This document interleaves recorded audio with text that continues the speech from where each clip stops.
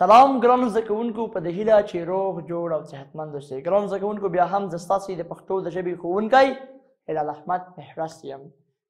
سلام شاگردان عزیز، امیدوارم که همتان سر حال و صحتمند باشین. شاگردان عزیز، باز هم ما استاد زبان پشتویتان استاد هلال احمد مهرس هستم.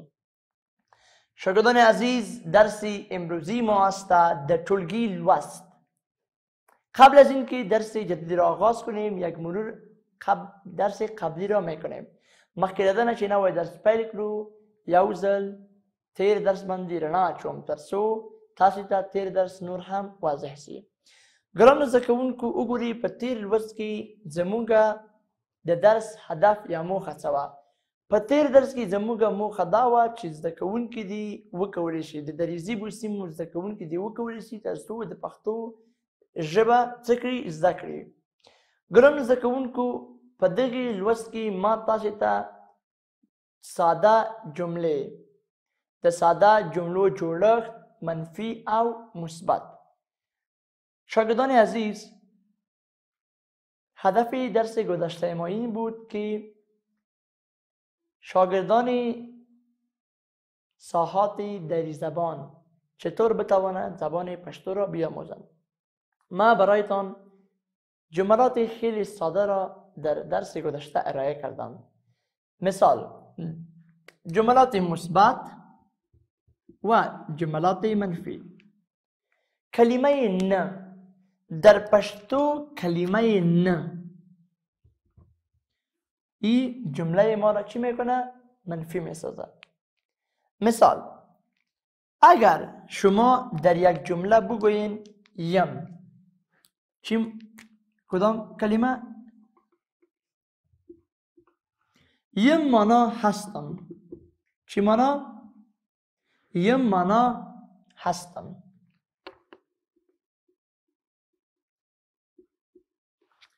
و اگر بگویم نیم، باز چی مانا میده؟ مانا نیستم.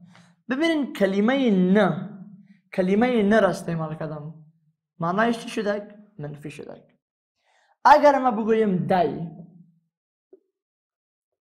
معنا چی است؟ اگر بگویم ندای، باز چی معنا؟ باز معنا نیست. مثال ما براتان میگم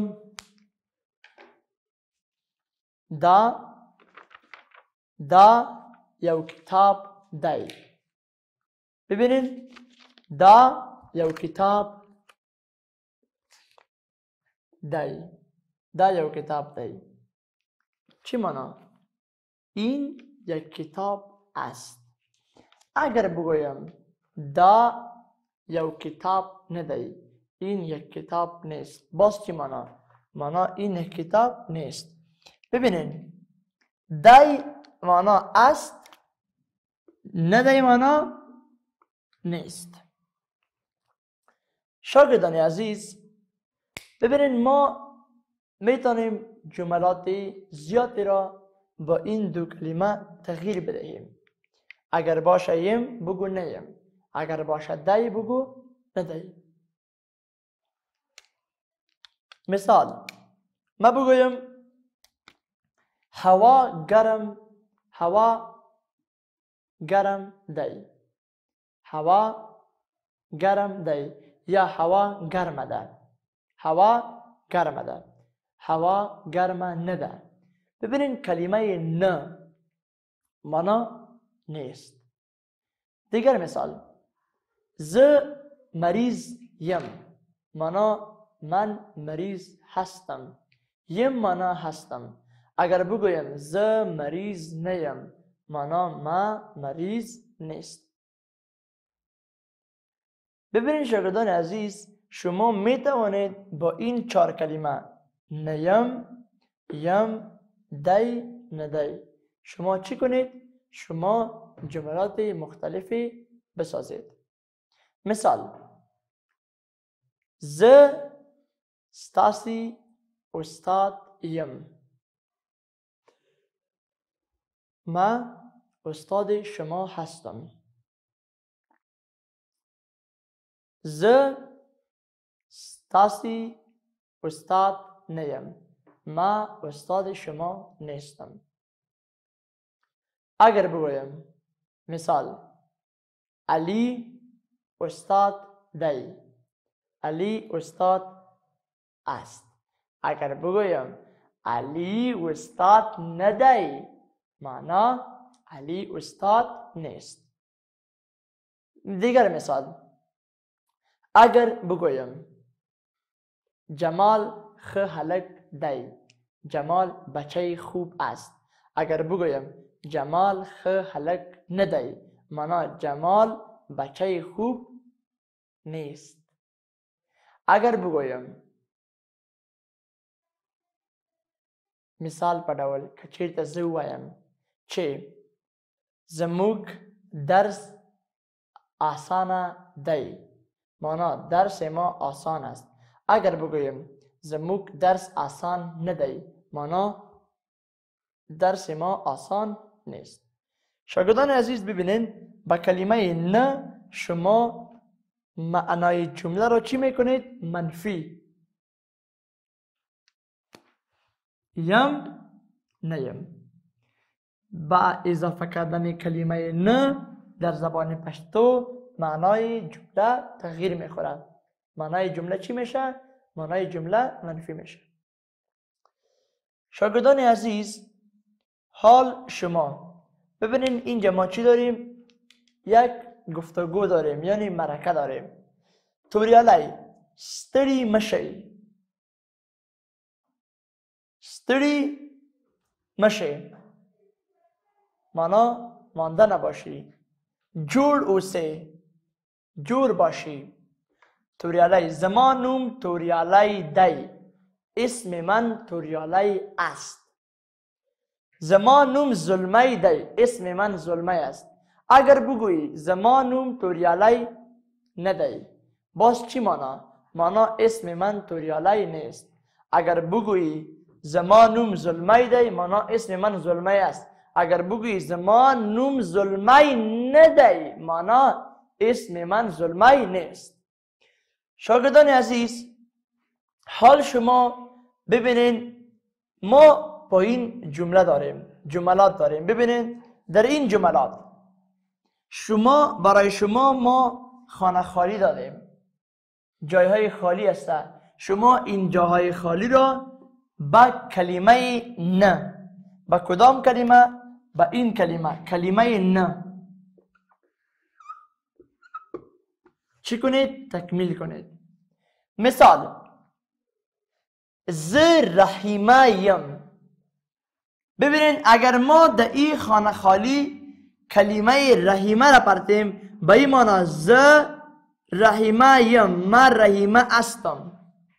در این خانه خالی یکی از اینی اسم ها ببینید الف ب جیم. الف رحیمه، ب زرغونه، جیم خوونکی. ایتو گفته میتونین ز رحیمه یم مانا من رحیمه هستم. اگر ب را استفاده کنید ز زرغونه یم. اگر جیم را استفاده کنید ز خوونکی یم. اگر میگی من استاد نیستم، ببینید فقط امرای کلمه یم شما کلمه نه را استفاده کنید در زبان پشتو جمله منفی می شود. مثال من بگویم ز خوونکی یم. یم مانا هستم. ببینید من برای شما واضح نوشتم. یم مانا هستم. اگر بگویم ز خوونکی نه یم مانا ما استاد نیستم. ببینید شاگردان عزیز اینجا دهم ز سه اسم داریم. باز هم چند اسم داریم؟ سه اسم داریم. ببینید اول ببرک، دهم توریالی، سوم نجیب. اگر بگویم ز ببرکیم مانا ما ببرک است. اگر بگویم ز توریالیم مانا ما توریالی هستم. اگر بگویم ز نجیبیم من نجیب هستم. چطور میگین من عجیب نیستم؟ آفرین. قبل از کلمه یم شما چی را استفاده میکنین؟ نه، نیم.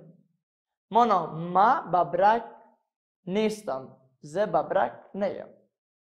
ز مریض نیم، ز ستړی نیم. چی مانا ز ستړی نیم؟ ما بیکار نیستم. ز مصروف نیم، ز مصروف نیم. مانا ما مصروف نیستم. ز په کور کې نیم، ما خانه نیستم. ببینین، ز شاگرد نیم، ما شاگرد نیستم. مثال، شما به ما یک گیلاس آب میتین، به ما میگین اوبه واخلی. ما چی میگم؟ ز تگی نیم، ما تشنه نیستم. ببینید کلمه نه معنای جمله مثبت را منفی می سازد. ز تگیم، ز تگی نیم. مثال، اگر بگوییم اوبه یخی دی، مانا آب یخ است. اگر بگوییم اوبه یخی ندی، مانا آب یخ نیست. دی مانا است، ندی مانا نیست. ببینید سیهم، ز باز هم سه کلمه: ملالی، ظلمی، زدکونکی. ز ملالیم، ما ملالی هستم. ز ظلمیم، ما ظلمی هستم. ز زدکونکیم، ما شاگرد هستم. اگر بگوین که نیستم، باز چی میگین؟ نیم. ز ملالی نیم، ز ظلمی نیم، ز زدکونکی نیم. شاگردان عزیز، این بود درس امروزی من. امیدوارم که درس امروزی برای شما مفید تمام شده باشد و شما چیزهای زیادی را آموخته باشید. شاگردان عزیز، تا درس بعدی خدا حافظتان. ګرانو زده کوونکو، دا و زموږ د نن ورځې درس. هیله مند یم چې تاسو ته د نن ورځې درس ګټور تمام شوی وي. تاسو ډېر څه زده کړي وي. تر بیا درسه پورې تاسې په لوی رب سپارم. ښه ورځ، د خدای په امان.